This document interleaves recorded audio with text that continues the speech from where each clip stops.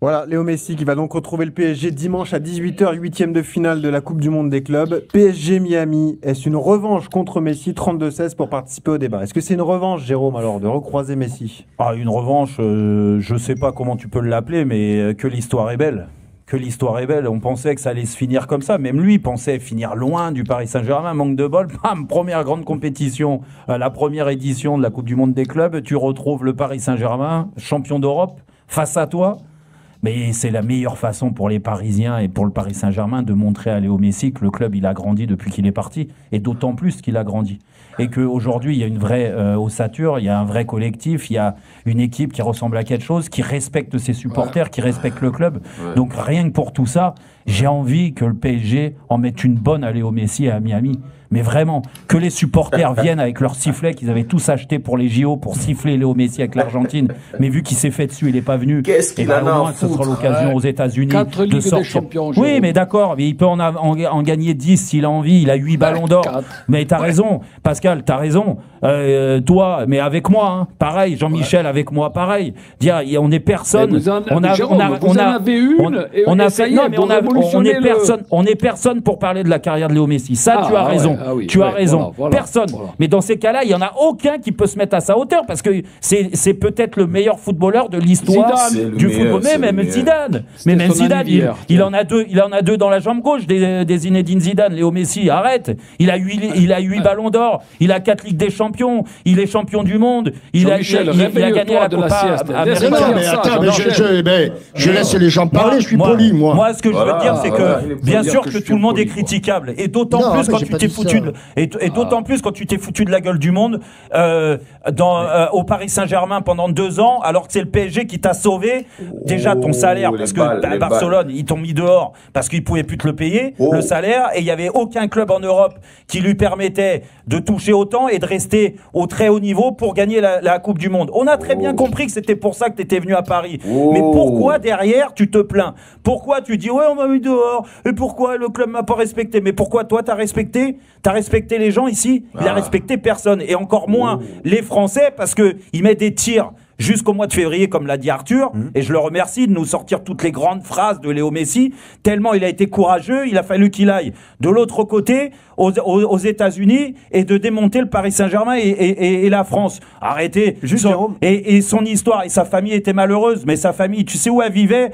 Vous connaissez Paris, les environnements de Paris. Il vivait à Neuilly, dans une maison de 500 mètres carrés, protégée de tout le monde, avec une école privée pour ses enfants. Et tu crois que là, il était emmerdé? Non, mais il faut pas nous faire croire ça. Jérôme, que je comprenne bien, est-ce que toi t'es plus énervé par les déclarations après son débat ou par c'est du foutage de gueule. Quand je racontais que pendant 2 ans, en effet, j'ai fait tous les matchs de Léo Messi au Parc des Princes. J'en ai pas raté un. Quand je le voyais marcher.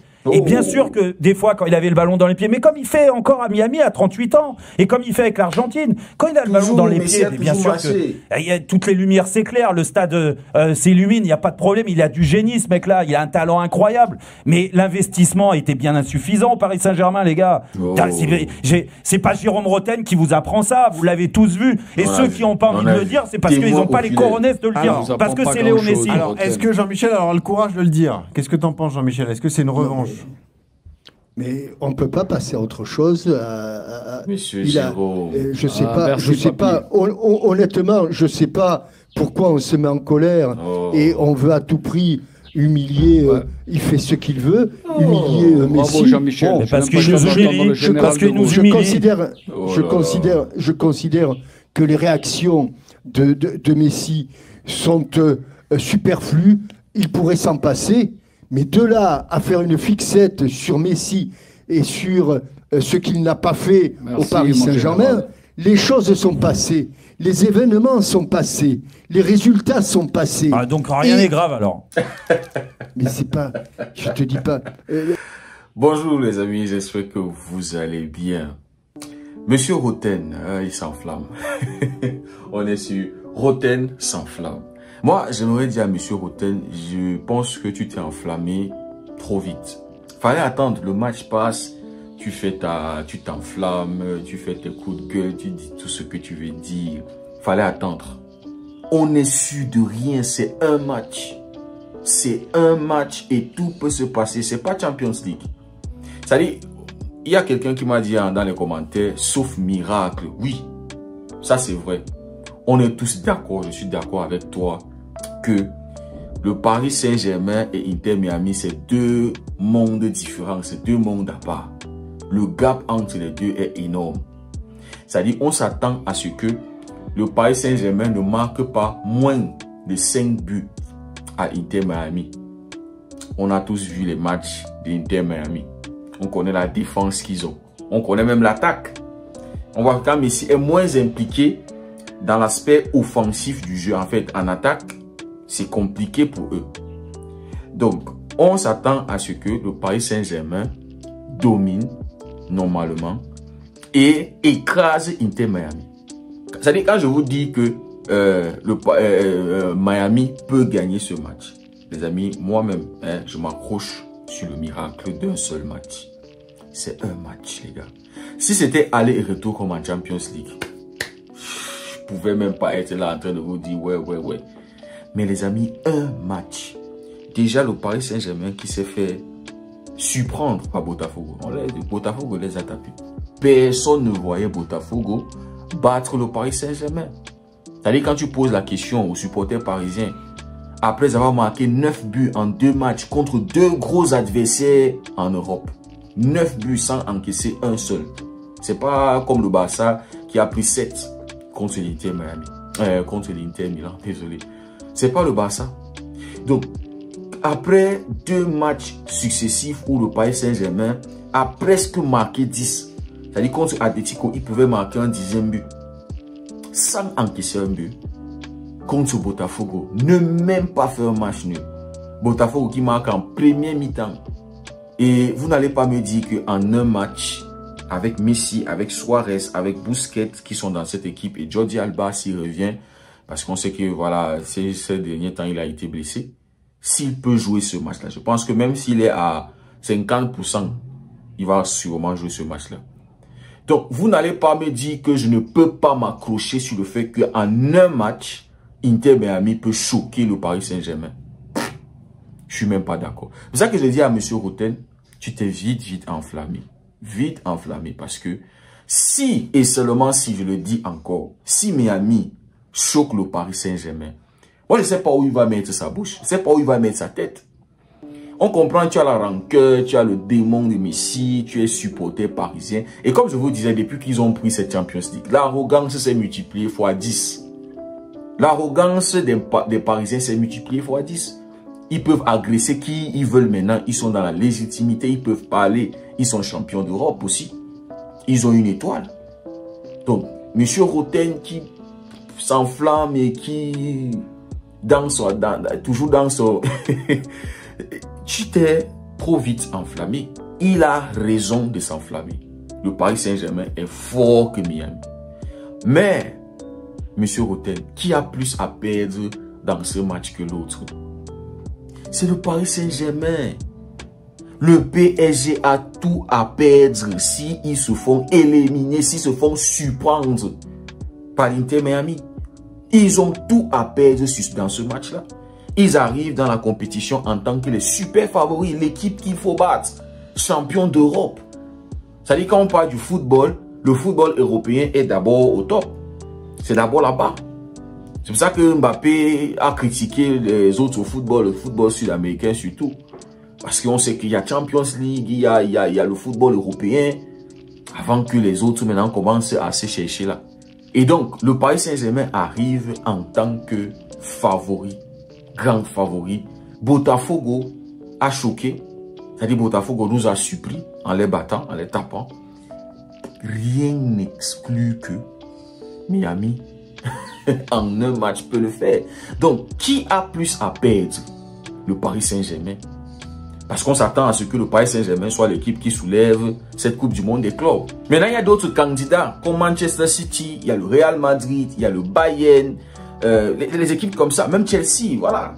Ce sont des clubs comme ça aussi qui peuvent trouver leur place quelque part. Et à la fin de la journée, avec le Paris Saint-Germain, on peut les taper.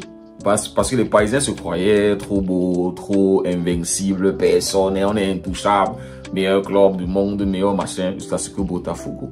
Et c'est pour ça que même j'ai l'impression que la mission des Sud-Américains lors de ce tournoi, c'est de faire respecter le football sud-américain. C'est pour ça qu'on les voit à 2000% contre les clubs européens. Ils jouent leur football, ils jouent avec leurs moyens et ils s'en sortent très bien. Donc, le Paris Saint-Germain a tout à perdre dans ce match, comparé à Inter Miami, qui n'a rien à perdre. Je vous dis, Inter Miami n'a rien à perdre sur ce match.